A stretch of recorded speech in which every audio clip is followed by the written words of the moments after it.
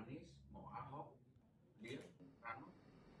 Insya Allah akan tetap terjaga dengan baik, dan tentu juga saya menyarankan beberapa hal.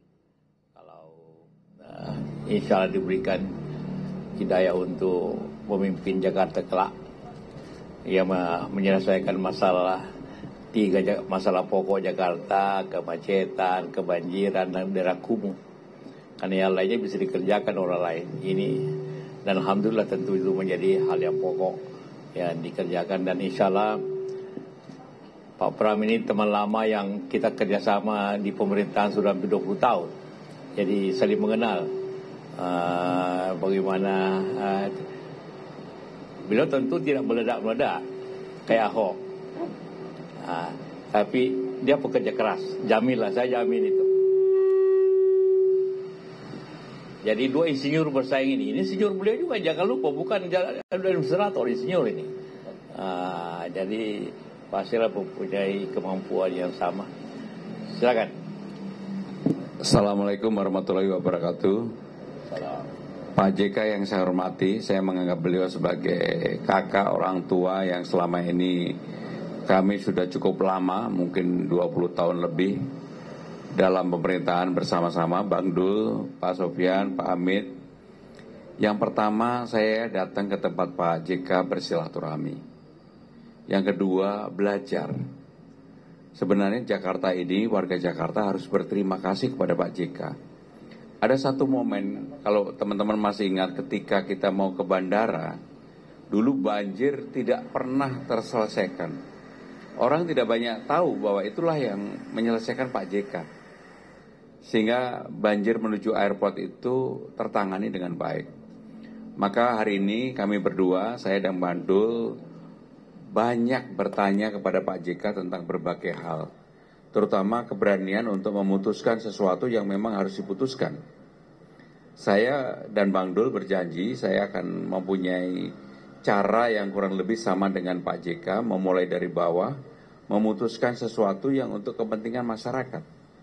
Bukan untuk kepentingan kami pribadi atau kepentingan kelompok, golongan, dan sebagainya, tetapi untuk kepentingan masyarakat secara keseluruhan.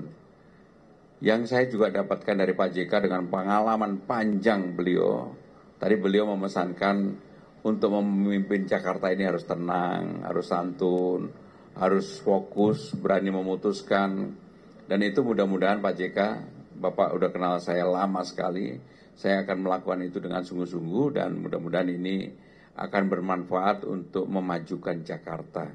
Karena Jakarta tidak lagi sebagai ibu kota negara sesuai dengan Undang-Undang Nomor 2 tahun 2004, maka 2024, maka ini menjadi hal bahwa Jakarta menjadi kota global, Jakarta menjadi pusat perekonomian nasional. Itulah yang menjadi tanggung jawab gubernur, wakil gubernur yang ada. Maka kami akan bekerja keras dari bawah Pak JK. Kalau diberi amanah dan hidayah, mudah-mudahan kami tidak menawarkan sesuatu mimpi yang tidak bisa dikerjakan, tetapi kami akan memulai sesuatu dari bawah yang betul-betul bisa dikerjakan. Pak JK, sekali lagi terima kasih. Bang. Baik. 1-2 pertanyaan. Silakan. Pak JK, izin bertanya kepada Pak JK. Ini kan Pram ini juga ingin mewakili semua aspirasi kelompok masyarakat, dan juga sebenarnya ini juga menarik dukungan dari para pendukung Pak Anies Baswedan.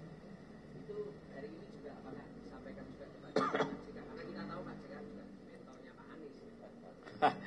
Saya kira tidak ada transfer dukungan. Yang penting Pak Pramono yang menjadi pemimpin yang mempunyai kemampuan, itu saja. Ya tentu kalau teman-teman yang lainnya juga tentu sepaham. Kalau Pak Anies pastikan juga sama-sama beliau ini bersahabat juga. Ya. Kepada dua calon seperti Ridwan Kamil dan Pramono disampaikan masalah kekumuhan, ya. Maksudnya bagaimana kekumuhan, atau membereskan masyarakat yang tinggal di bantaran kali, atau gimana masalah? Ya begini, di antara kota-kota di Asia ini tinggal 3 kota yang ada kekumuhannya yang luar biasa. Jakarta, Manila, dan Kalkuta. India lah.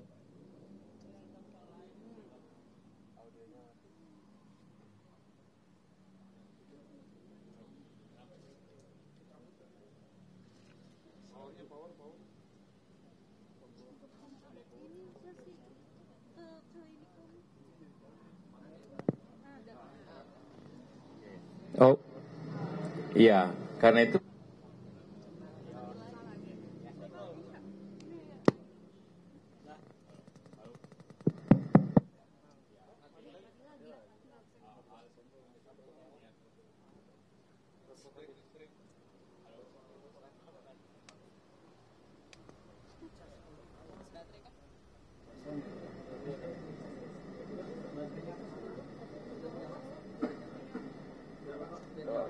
Halo, ya. Jadi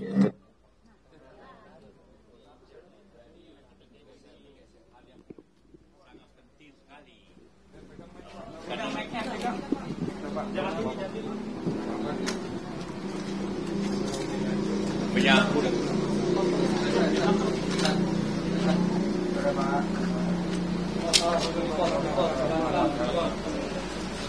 karena menyangkut sebuah hal, kehidupan, kesehatan, harga diri, kemiskinan.